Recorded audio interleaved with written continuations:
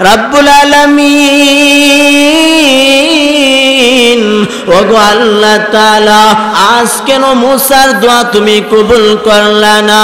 আসমান জমিনের মালিক ওহীর মাধ্যমে জানায়া দিছে মুসা নবী তোমার সাথে আজকে এমন একটা লোক হাত বাড়াইছে যেই লোকটা 40 বছর লাগাতার গুনাহ করছে, যেই লোকটা 40 বছরের ভিতরে আমি আল্লাহর আল্লাহ বলে ডাক দিল না, আমি আল্লাহর কুদরতি কদমে সেজদা দিল না। ওগো মুসা নবী এই লোকটার কারণে আজকে আমি তোমার দোয়া কবুল করি নাই, এই লোকটার কারণে আমি তোমার দোয়া মঞ্জুর করি নাই। পয়গম্বর তাকে তুমি বের করে দাও, ঘোষণা দিয়া দাও যে কে তুমি 40 বছরের পাপী, তোমার জন্য আজকে আমার দোয়া কবুল হইল না, যাও তুমি এই জামাতের ভিতর থেকে বের হয়ে যাও। পয়গম্বর মুসা নবী যখন মাঠের মধ্যে ঘোষণা দিয়া দিছে এবার 70,000 এই মানুষের ভিতরে জায়গায় জায়গায় ঘোষণাকারীরা দাঁড়ায় গেছে, দাঁড়ায় ডাক দিয়ে বলে কে রে 40 বছরের পাপী, 40 বছর ধরে লাগাতার নাফরমানি করলি, তোর কারণে আজকে দোয়া কবুল হলো না, তুই এই জামাতের ভিতর থেকে বের হয়ে যা। এইভাবে মুসা নবী যখন ঘোষণা দিয়া দিল এবার পয়গম্বর মুসা আলাইহিস সালাতু ওয়াস সালামের ওই উম্মতদের মধ্যে 40,000 এই 40 বছরের পাপী মুসা নবীর উম্মত এর কানে গিয়া এই ঘোষণা পৌঁছল, তার কানে পৌঁছার পরে এবার লোকটা একবার ডাইনে তাকায়, আরেকবার বামে পিছনে সামনে তাকায়, কোনো দিকে রাস্তা নাই, বের হওয়ার কোনো সুযোগ তার নাই। আবার মনে মনে ভাবে যদি আমি এই মুহূর্তে এই জায়গা থেকে বের হয়ে যাই তাহলে আমি সমাজের মধ্যে অপরাধী বলে চিহ্নিত হয়ে যাব, আর যদি না বের হয় তাহলে হয়তো আল্লাহ রাব্বুল আলামিন পয়গম্বর মুসা নবীরে ওহীর মাধ্যমে জানায়া দিবে। আমি আপনাদের খেদমতে মহাগ্রন্থ আল কোরআনুল কারীম থেকে একখানা আয়াতে কারিমা তিলাওয়াত করেছি। আল্লাহর রাসূলের অসংখ্য অগণিত হাদিসে পাক থেকে একটা হাদিসে কারিমা তিলাওয়াত করেছি। রব্বে কারীম আল্লাহ যদি আমাকে তৌফিক দান করেন আমি আমার এই তিলাওয়াতকৃত আয়াত এবং হাদিসকে সামনে নিয়ে কিছু কথা আপনাদের মাঝে বলার চেষ্টা করব। ওয়ামা তৌফিক ইল্লা বিল্লাহ। আমি আপনাদের খেদমতে যে আয়াতে কারিমা তিলাওয়াত করেছি এবং যে হাদিসে কারিমা তিলাওয়াত করেছি এই আয়াত এবং হাদিসের মধ্যে আল্লাহ তাআলা আমাদেরকে তার কাছে দোয়া করার আহ্বান জানিয়েছে এবং আল্লাহ তাআলা দোয়া কবুল করার প্রতিশ্রুতিও দিয়েছে। দোয়া হলো ইবাদতের মগজ, দোয়া হলো মুমিন বান্দার জন্য সবচেয়ে বড় হাতিয়ার। আল্লাহ পাকের প্রিয় বান্দারা যুগে যুগে এই দোয়ার মাধ্যমে আল্লাহ পাকের দয়া, আল্লাহ পাকের অনুগ্রহ তারা লাভ করছে, বিপদ আপদ থেকে তারা মুক্তি পেয়েছে, মনের যত কামনা বাসনা আছে এইগুলা তারা পূর্ণ করেছে। দোয়ার মাধ্যমে তারা কঠিন রোগ বিমার থেকে মুক্তি পেয়েছে, দোয়ার মাধ্যমে তারা শত্রুর বিরুদ্ধে জয় লাভ করেছে। এক কথাই বলতে গেলে যাবতীয় সমস্যার সমাধান তারা দুয়ার মাধ্যমে করেছে। হযরত আদম আলাইহিস সালাতু ওয়াস সালাম দোয়া করেছেন, হযরত নূহ আলাইহিস সালাতু ওয়াস সালাম দোয়া করেছেন, হযরত শুআইব আলাইহিস সালাতু ওয়াস সালাম দোয়া করেছেন, হযরত সালেহ আলাইহিস সালাতু ওয়াস সালাম দোয়া করেছেন। এইভাবে আদম নবী থেকে শুরু করে আমাদের নবী জনাবে মুহাম্মাদুর রাসূলুল্লাহ সাল্লাল্লাহু আলাইহি ওয়াসাল্লাম ওনারা দোয়া করেছেন, আর আল্লাহ পাকও তাদের দোয়াকে কবুল করছে। এখন আমি জিজ্ঞাসা করতে চাই আপনাদেরকে, আদম নবীর সময় যে আল্লাহ ছিল এই আল্লাহ এখন আছে কিনা? নূহ নবীর সময় যে আল্লাহ ছিল ওই আল্লাহ এখন আছে কিনা? মূসা নবীর সময় যে আল্লাহ ছিল ওই আল্লাহ এখন আছে কিনা? আল্লাহ আছেন, তিনি চিরঞ্জীব, তিনি আছেন, তিনি থাকবেন। আল্লাহ পাক কুরআনুল কারীমের ভিতরে বলেন, হুয়াল হাইয়্যু লা ইলাহা ইল্লা হু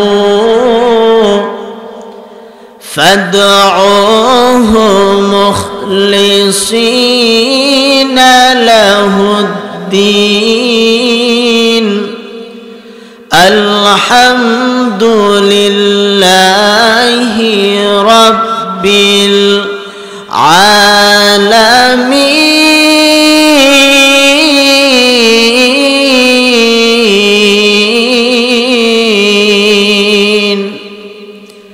আল্লাহ পাক কোরআনের ভিতরে বলেন, হুয়াল হাই, তিনি চিরঞ্জীব, লা ইলাহা ইল্লাহু, আল্লাহ ছাড়া কোনো মাবুদ নাই, আল্লাহ ছাড়া কোনো ইলাহ নাই। ফাদউহু মুখলিসিনা লাহুদ্দিন, তার খাঁটি ইবাদতের মাধ্যমে তোমরা তাকে ডাকো। আলহামদুলিল্লাহি রাব্বিল আলামিন, সমস্ত প্রশংসার মালিক যিনি, তিনি হলেন মহান রাব্বুল আলামিন। আল্লাহর নবী হাদিসের মধ্যে ফরমান, وقال رسول الله صلى الله عليه وسلم إن ربكم حي كريم يستحيي من عبده إذا رفع يديه أن يردهما صفرا। আল্লাহর নবী হাদিস শরীফের ভিতরে বলেন, এ আমার উম্মত,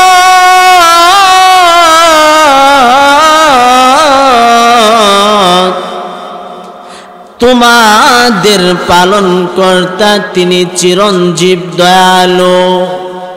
কোন বান্দা যখন রব্বে কারীমের দরবারে দুইটা হাত তুলে আর আল্লাহর কাছে কোনো কিছু চায়, মদিনার নবী বলে, উম্মত,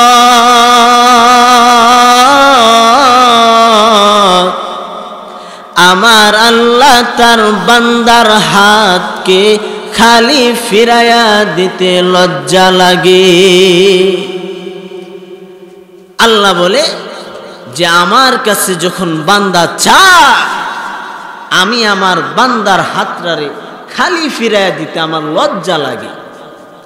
দুনিয়ার মানুষের কাছে একবার, দুইবার, তিনবার চাওয়ার পরে মানুষটা বিরক্ত হয়ে যায়, আহ তোর জ্বালার বাসিনা তোরে কত দিমু। আল্লাহ বলে, বান্দা আমার কাছে চাও, আমি আল্লাহ তোমাকে দেওয়ার জন্য প্রস্তুত আছি। এই আয়াত এবং হাদিসের মধ্যে আল্লাহ তাআলা আমাদেরকে তার প্রতি দোয়া করার জন্য আহ্বান জানিয়েছেন, এবং এই আয়াত এবং হাদিসের মধ্যে আল্লাহ পাকের একটা বিশেষ গুণ উল্লেখ করছেন, আর এই গুণটা হলো আল হাইয়্যু, চিরঞ্জীব, তিনি সর্বদা জীবিত, তার কোনো মরণ নাই, তার কোনো ধ্বংস নাই, তার কোনো অলসতা নাই, তার কোনো দুর্বলতা নাই, তার কোনো তন্দ্রা নাই, তার কোনো ঘুম নাই। তিনি আল্লাহ ওয়াহদাহু লা শারীকা লা, আল্লাহ এক এবং অদ্বিতীয়, আল্লাহর সাথে কারো শরীক নাই, আল্লাহর সমকক্ষ কেউ নাই। সুতরাং দোয়া কবুল করার ক্ষমতা আল্লাহ ছাড়াও দুনিয়ার কোনো মাখলুকের নাই। কথা বলেন ঠিক কিনা? দুনিয়ার কোনো পীরে, দুনিয়ার কোনো ওলি কুতুব পারবে না বান্দার মনের আশা পুরা করা। দুনিয়ার কোনো ওলি পারবে না বান্দাকে ধনী বানায়া দেওয়া। দুনিয়ার কোনো ওলি পীর বুজুর্গ মাশায়েখগণ তারা পারবে না কারো কপাল পুরায়া দেওয়া। বান্দার মনের আশা পুরা একমাত্র আল্লাহ ছাড়া আর কেউ করতে পারবে না। আরে ভাই, দুনিয়ার মধ্যে তো মানুষ কোনো বিপদে পড়লে, কোনো সমস্যায় পড়লে, টাকা পয়সার প্রয়োজন হইলে এমন মানুষের কাছে গিয়া তালাশ করে যে মানুষটা দেওয়ার মতো ক্ষমতা রাখে, যে দিতে পারবে, যে সক্ষম, ওই মানুষের কাছে গিয়া সে হাত পাত। জীবনে শুনছেন কোনোদিন যে মানুষ মারা গেছে, এই মানুষের কাছে গিয়া কোনো কিছু চাইছে আর এই মানুষটারই দিয়া গেছে? আরে ভাই, মরা মানুষ কোনো কিছু দেওয়ার ক্ষমতা রাখে? মৃত মানুষ কোনো কিছু দেওয়ার ক্ষমতা রাখে না। কেউ যদি তার কাছে চায় তাহলে সে চাইলেও সে দেওয়ার মতো ক্ষমতা নাই, ওই শক্তি তার নাই, কারণ সে তো মৃত। বড় আফসোস লাগে ওই সমস্ত ব্যক্তিদের উপর যারা নিজ হাতে মূর্তি বানায়, মাটি, পাথর, খড়কুটা, বাঁশ দিয়া মূর্তি বানায়া এই মূর্তির কাছে মাথা নত করে, এই মূর্তির কাছে তারা প্রার্থনা করে, এই মূর্তির কাছে তারা চায়। আচ্ছা বলেন তো, এই মূর্তি কি তাদেরকে কিছু দিতে পারবো? আল্লাহ পাক কোরআনের ভিতরে বলেন, লাহু দাওয়াতুল হক والذين يدعون من دونه لا يستجيبون لهم بشيء إلا كباسط كفيه إلى الماء ليبلغ فاه وما هو ببالغه وما دعاء الكافرين إلا في ضلال। সত্যের আহ্বান একমাত্র তারই, কার? আল্লাহ। আল্লাহকে ছাড়া তারা, যাদেরকে তারা ডাকে, তারা তাদের কোনো কাজে আসবে না। মনে করেন একটা মানুষ পানির কাছে গেছে, পানির কাছে গিয়া তার দুই হাত এইভাবে পানির মধ্যে বাড়াইয়া দিছে যাতে পানি তার মুখে চলে আসে। পানি কি তার মুখে আসবে? কোনোদিন মুখে তার আসবে না। বেঈমান মুশরিকদের যত প্রার্থনা, যত দোয়া রয়েছে, এই সবগুলাই হলো পথভ্রষ্টতা। বেঈমানেরা, মুশরিকেরা যাদের কাছে প্রার্থনা করে, যাদের কাছে চায়, তারা এত দুর্বল, এত অসহায় যে তাদের সামনে থেকে যদি কুকুর দুধ কলা খেয়ে চলে যায়, কুকুর যদি তাদের সামনে থেকে দুধ কলা খেয়ে চলে যায়, একটা শব্দ করার ক্ষমতা তাদের নাই। বেঈমান কাফেরেরা, মুশরিকেরা যাদের কাছে চায়, যাদের কাছে তারা মাথা নত করে, তারা এত দুর্বল, তারা এত অসহায় যে মাছি যদি তাদের নাকের ডগার মধ্যে বৈশা পায়খানা করে দেয়, তবু এই মাছিটারে তাড়ানোর ক্ষমতা তাদের নাই। এমন এই মূর্তির কাছে গিয়া তারা প্রার্থনা করে। আল্লাহ তাআলা কোরআনের ভিতরে বলেন, ইয়া আইয়ুহান নাস দুরিবা মাসালুন ফাসতামিউ লাহু ইন্নাল্লাযীনা তাদউনা মিন দুনিল্লাহ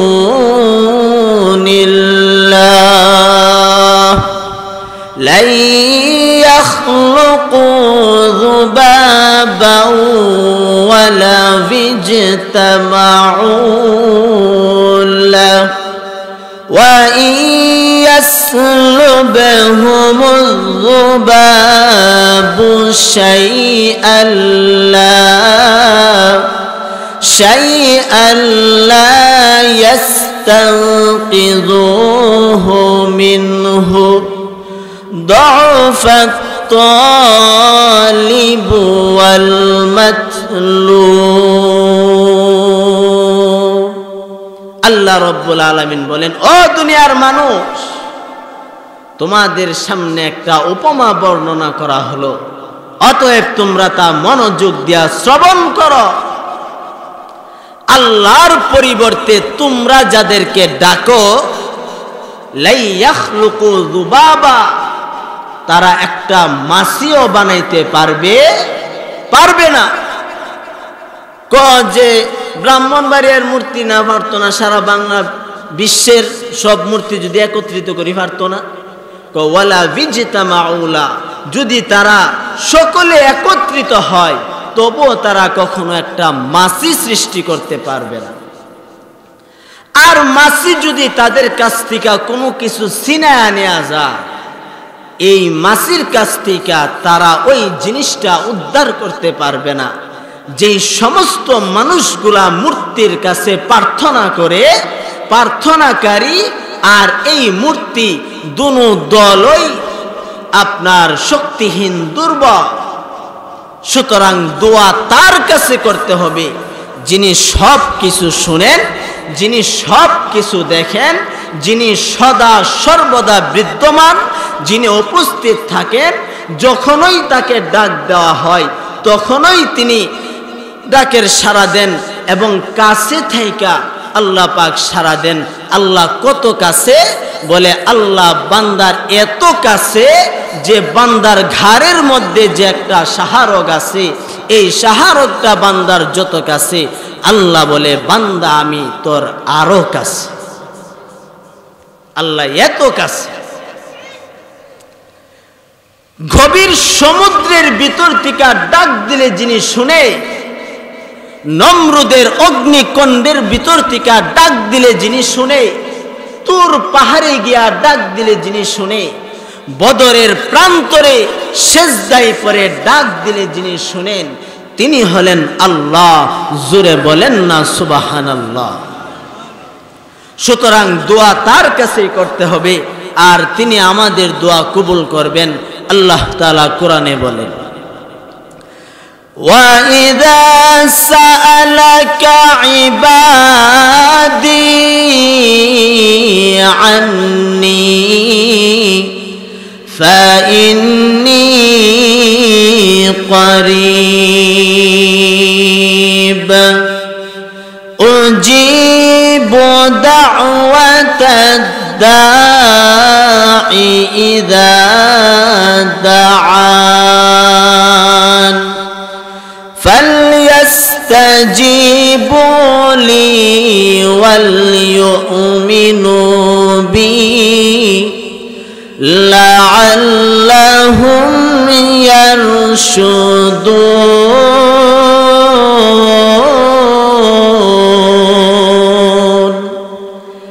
আল্লাহ তাআলা বলেন, নবী গো, আমার ব্যাপারে যখন আপনার কাছে জিজ্ঞাসা করবে তখন আপনি তাদেরকে বলে দিবেন যে আমি আল্লাহ তাদের সন্নিকটে আছি। যখন কোনো প্রার্থনাকারী, যখন কোনো আবেদনকারী আমার কাছে আবেদন করবে, আমার কাছে কোনো প্রার্থনা করবে, আমি আল্লাহ তাদের আবেদন, আমি আল্লাহ তাদের প্রার্থনাকে মঞ্জুর করি, আমি আল্লাহ তাদের প্রার্থনাকে কবুল করি। মুহতারাম হাজিরিন, এই গাছতলা মাদ্রাসার সুনাম ধন্য প্রিন্সিপাল আল্লামা খুরশেদ আলম উসমানী সাহেব দামাত বারকাতুহুমুনি চলে আসছে। আমি আর অল্প কিছুক্ষণ আপনাদের মাঝে কিছু কথা বলার চেষ্টা করব।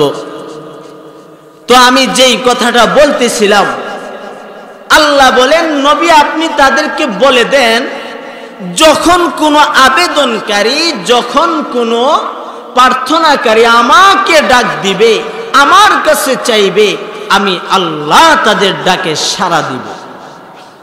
এখন বান্দা, তোমার ডাকে যদি আল্লাহ সাড়া দেয়, তাহলে তোমারও উচিত আল্লাহ পাকের বিধি বিধানগুলা মেনে নেওয়া এবং আল্লাহকে দৃঢ়ভাবে বিশ্বাস করা, তাহলেই তুমি সৎ পথে আসতে পারবে। কথা বলেন ঠিক কিনা?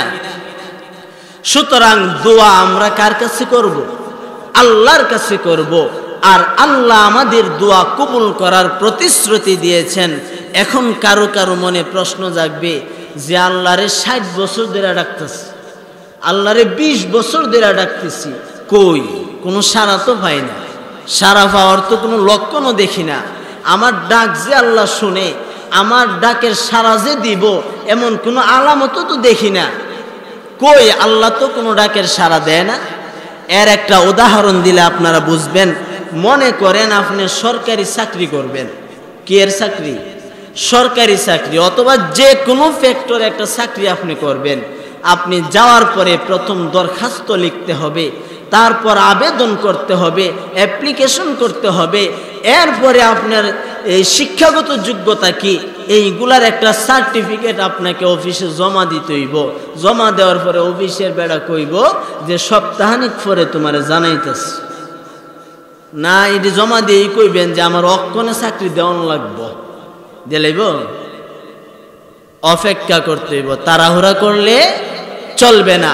হ্যাঁ মুসলমান, দুনিয়ার চাকরি করতে গেলে যদি এত কিছু লাগে, এত অপেক্ষা করতে হয়, যেই মালিক আসমানের মালিক, যেই মালিক জমিনের মালিক, যেই মালিক আমার তোমার মালিক, ওই মালিকের কাছে কোনো কিছু কবুল করাইতে গেলেও তো কিছু শর্ত আছে। কথা বলেন ঠিক কিনা? দোয়া আল্লাহর কাছে কবুল করাইতে গেলে ওইখানেও কিছু শর্ত আছে। এর মধ্যে কয়েকটা শর্ত আমি আপনাদের সামনে বলার চেষ্টা করব সংক্ষিপ্ত আকারে। যেহেতু হুজুর চলে আসছে, আমি আর আমার আলোচনা বেশি লম্বা করব না। এর মধ্যে 1 নম্বর শর্ত হইল নেক আমল। 1 নম্বর শর্ত কি? আল্লাহর কাছে কোনো কিছু কবুল করাইতে গেলে দোয়া করার আগে নেক আমল করতে হবে। চাই 2 রাকাত নামাজ পড়ে আল্লাহর কাছে দোয়া করেন, না হয় কোরআন তিলাওয়াত করে দোয়া করেন, না হয় দুরূদ শরীফ পড়ে দোয়া করেন, না হয় জিকির আজকার করে দোয়া করেন, না হয় তাসবিহ পাঠ করে দোয়া করেন। তাহলে আল্লাহ পাকের দরবারে দোয়া কবুল হবে। কবুল হওয়ার 1 নম্বর শর্ত কি? নেক আমল লাগবে। 2 নম্বর শর্ত হইল দোয়ার আগে ইস্তেগফার পড়তে হবে। কি পড়তে হবে? ইস্তেগফার পড়তে হবে। হযরত মূসা আলাইহিস সালাতু ওয়াস সালামের জামানায় খুব দুর্ভিক্ষ দেখা দিল। মূসা নবীর উম্মত বনি ইসরাইলরা মূসা আলাইহিস সালাতু ওয়াস সালামকে ডাক দিয়ে বলে, ওগো মূসা কালিমুল্লাহ, আপনি আল্লাহর কাছে বৃষ্টির জন্য দোয়া করেন।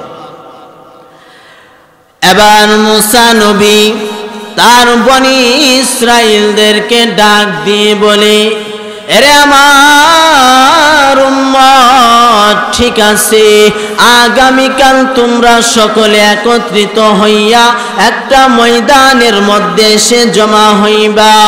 এরে আমার সিন্ধুর এলাকার মুসলমান, আমার আল্লাহর নবী পয়গম্বর মূসা যখন ঘোষণা দিয়া দিল, ঘোষণা দেওয়ার পরে মূসা আলাইহিস সালাতু ওয়াস সালামের ঘোষণা অনুযায়ী কিতাবের মধ্যে লিখে 70 70,000 বনি ইসরাইল পয়গম্বর মুসা নবীর সঙ্গে মাঠে জমা হয়ে গেছে। এবার মুসা নবী দোয়া আরম্ভ করে দিল। মুসা নবী দোয়া করে আল্লাহর কাছে, কিন্তু দোয়া কবুল হয় না, কিন্তু দোয়া কবুল হয় না। পয়গম্বর মুসা নবী ডাক দিয়ে বলে, গো আল্লাহ, আজ কেন তুমি মুসার দোয়া কবুল করো না? আজকে কেন তুমি মুসার ডাকে সাড়া দাও না? অথচ ওয়ালাম আকুম বিদুআইকা রব্বি শাকিয়া, আমি মুসা কোনদিন তোমার ডাইকা আমি মুসা এমনিতে ফিরি নাই, তুমি আমার ডাকে সাড়া দিয়েছ। রব্বুল আলামিন, ওগো আল্লাহ তাআলা, আজ কেন মুসার দোয়া তুমি কবুল করলা না? আসমান জমিনের মালিক ওহির মাধ্যমে জানায়া দিছে, মুসা নবী, তোমার সাথে আজকে এমন একটা লোক হাত বাড়াইছে, যেই লোকটা 40 বছর লাগাতার গুনাহ করছে, যেই লোকটা 40 বছরের ভিতরে আমি আল্লাহরে আল্লাহ বলে ডাক দিল না, আমি আল্লাহর কুদরতি কদমে সেজদা দিল না। ওগো মুসা নবী, এই লোকটার কারণে আজকে আমি তোমার দোয়া কবুল করি নাই, এই লোকটার কারণে আমি তোমার দোয়া মঞ্জুর করি নাই। পয়গম্বর, তাকে তুমি বের করে দাও, ঘোষণা দিয়া দাও যে কে তুমি 40 বছরের পাপী, তোমার জন্য আজকে আমার দোয়া কবুল হইল না। যাও, তুমি এই জামাতের ভিতর থেকে বের হয়ে যাও। পয়গম্বর মুসা নবী যখন মাঠের মধ্যে ঘোষণা দিয়া দিছে, এবার 70,000 এই মানুষের ভিতরে জায়গায় জায়গায় ঘোষণাকারীরা দাঁড়ায় গেছে। দাঁড়ায় ডাক দিয়ে বলে, কে রে 40 বছরের পাপী, 40 বছর ধরে লাগাতার নাফরমানি করলি, তোর কারণে আজকে দোয়া কবুল হলো না, তুই এই জামাতের ভিতর থেকে বের হয়ে যা। এইভাবে মুসা নবী যখন ঘোষণা দিয়া দিল, এবার পয়গম্বর মুসা আলাইহিস সালাতু ওয়াস সালামের ওই উম্মতদের মধ্যে 40,000 এই 40 বছরের পাপী মুসা নবীর উম্মত এর কানে গিয়া এই ঘোষণা পৌঁছল। তার কানে পৌঁছার পরে এবার লোকটা একবার ডাইনে তাকায়, আরেকবার বামে, পিছনে, সামনে তাকায়, কোনো দিকে রাস্তা নাই, বের হওয়ার কোনো সুযোগ তার নাই। আবার মনে মনে ভাবে, যদি আমি এই মুহূর্তে এই জায়গা থেকে বের হয়ে যাই, তাহলে আমি সমাজের মধ্যে অপরাধী বলে চিহ্নিত হয়ে যাব, আর যদি না বের হয় তাহলে হয়তো আল্লাহ রাব্বুল আলামিন পয়গম্বর মুসা নবীরে ওহির মাধ্যমে জানায়া দিবে। খুব পেরেশান হয়ে গেছে। এবার কি করবে? ডাইনে বামে সামনে চতুর্দিকে তাকাইতেছে, বের হওয়ার কোনো রাস্তা নাই। আবার ভাবতেছে, বাইরে গেলে তো 70,000 মানুষ আমার চিনব, আমি 70,000 মানুষের সামনে অপমানিত হব। খুব পেরেশান, বিরাট মুসিবতের মধ্যে বেড়ে গেছে। অবশেষে কি করলো? খাটি দিলে তওবা করলো, ইস্তেগফার করলো। ইস্তেগফার পরে দোয়া শুরু করছে, রব্বুল আলামিন, ওগো আল্লাহ, 40 বছর লাগাতার তোমার নাফরমানি করছি, তোমার ইবাদত বন্দেগী করি নাই, তোমার কুদরতি কদমে আমি আল্লাহ কোনোদিন সেজদা দিলাম না। ওগো আল্লাহ,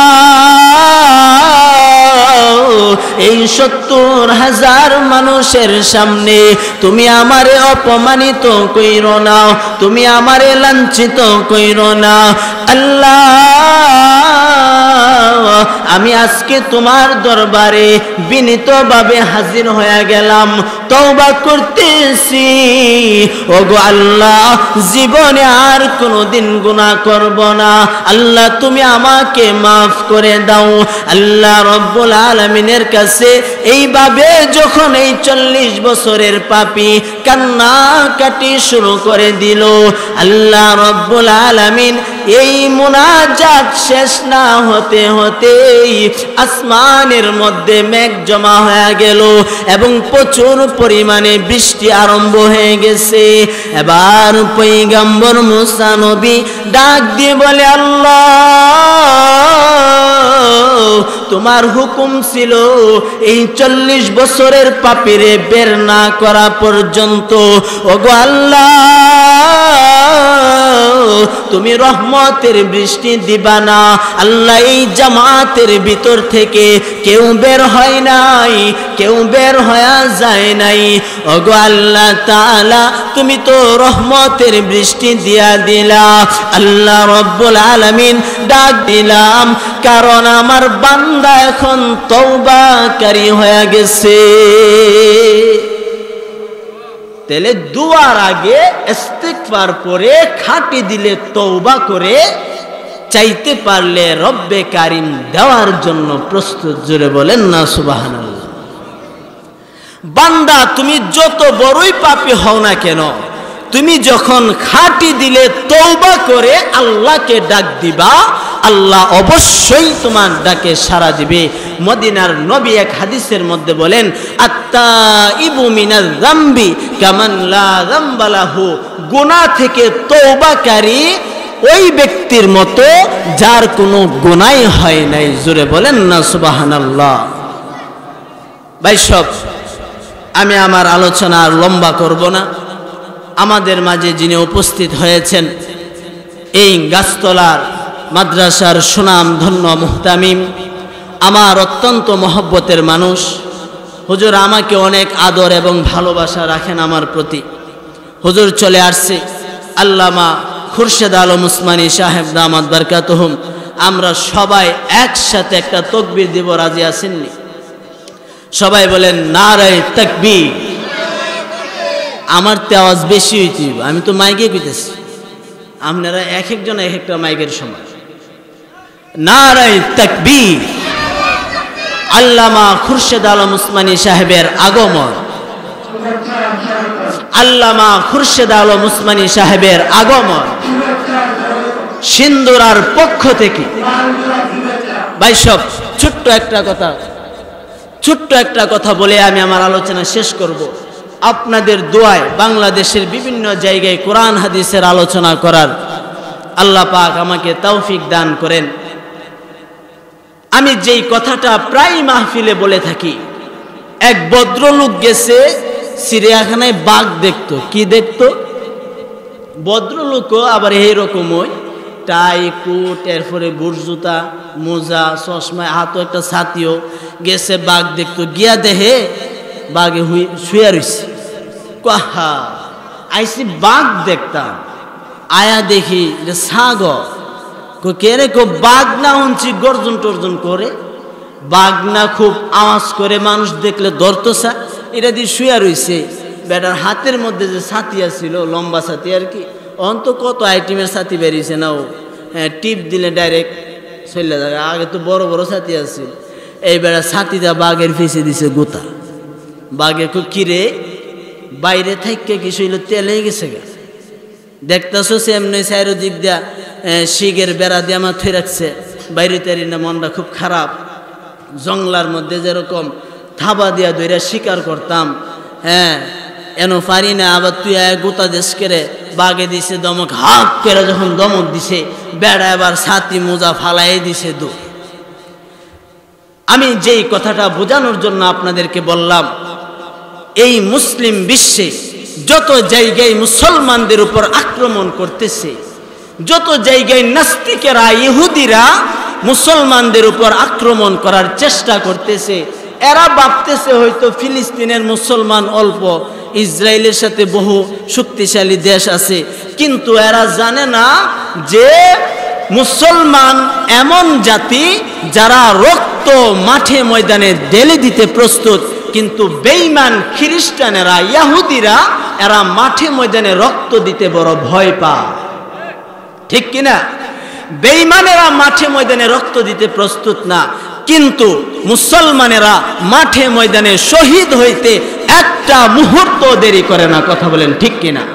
কাজে আজকের এই সিন্দুরার সম্মেলন থেকে আমি স্পষ্ট ভাষায় বলে দিতে চাই, যারা ইসলাম এবং মুসলমান মসজিদ মাদ্রাসার বিরোধিতা করতে চাইবে, যারা ইসলামের বিরুদ্ধে বাঁকা নজরে তাকাইতে চাইবে, তাদের চোখ উপড়ে ফেলা হবে ইনশাআল্লাহ। আল্লাহ তাআলা সকলকে তৌফিক দান করুক। ওয়ামা আলাইনা ইল্লাল বালাগ। আসসালামু আলাইকুম ওয়া রাহমাতুল্লাহ।